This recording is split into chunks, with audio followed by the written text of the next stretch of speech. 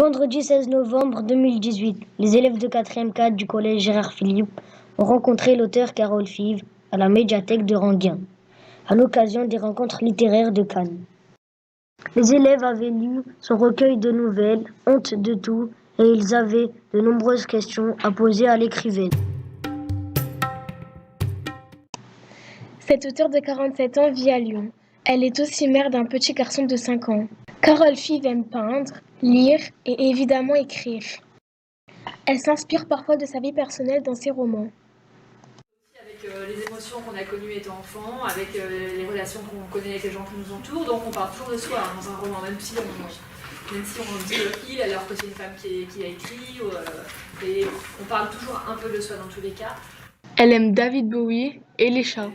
Le meilleur ami de l'écrivain, c'est le chat parce qu'il aboie pas, il est calme. Si elle était un livre, elle serait un livre ouvert, en train de s'écrire, pas encore publié. Le meilleur livre qu'on puisse écrire, c'est le livre qu'on n'a pas encore écrit. C'est celui qui nous attend. On a toujours, quand on est auteur ou artiste, on a toujours envie de créer quelque chose de plus beau, on est persuadé que ça va venir. Elle a eu envie de devenir écrivaine suite à une expérience marquante quand elle était au collège. Son prof de français lui a demandé d'écrire une nouvelle et elle a lu son texte devant toute la classe. Et c'est la première fois que je brillais quelque part, qu'il se passait quelque chose dans ma vie. Avant de devenir auteur, Carole Five a été prof d'art plastique en collège pendant 10 ans. Elle a fait l'école des beaux-arts. Avant d'écrire des livres, elle peignait des tableaux. L'activité première que j'ai toujours adorée avant l'écriture, c'était la lecture. Et ensuite, c'était la peinture beaucoup, parce que je fais beaucoup de peinture quand j'étais aux beaux-arts.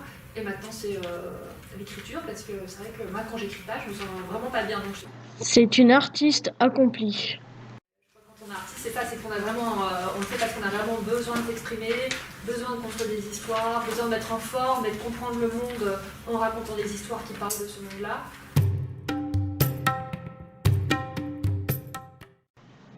Carole Five a expliqué comment elle a eu l'inspiration pour écrire Honte de tout.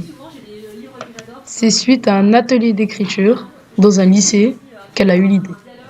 J'entendais tout le temps dans la classe l'expression qui revenait oh la honte, dès que je demandais à quelqu'un de lire un texte, c'est toujours la honte, oh la honte, il n'arrêtait pas de dire la honte. Donc je me suis dit, bon, on va peut-être travailler là-dessus, sur la honte.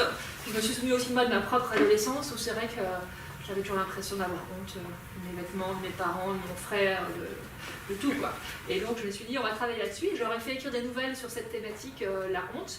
Et j'ai eu plein de choses. Et à partir de ça, j'ai eu cette idée de faire ce recueil. Donc la moitié des nouvelles sont à peu près des nouvelles qui viennent moi de ma propre inspiration, de ma propre vie. Et l'autre moitié, c'est vraiment venu des élèves, ce qu'ils m'ont apporté comme contenu. Et après, je les ai pas mal réécrites.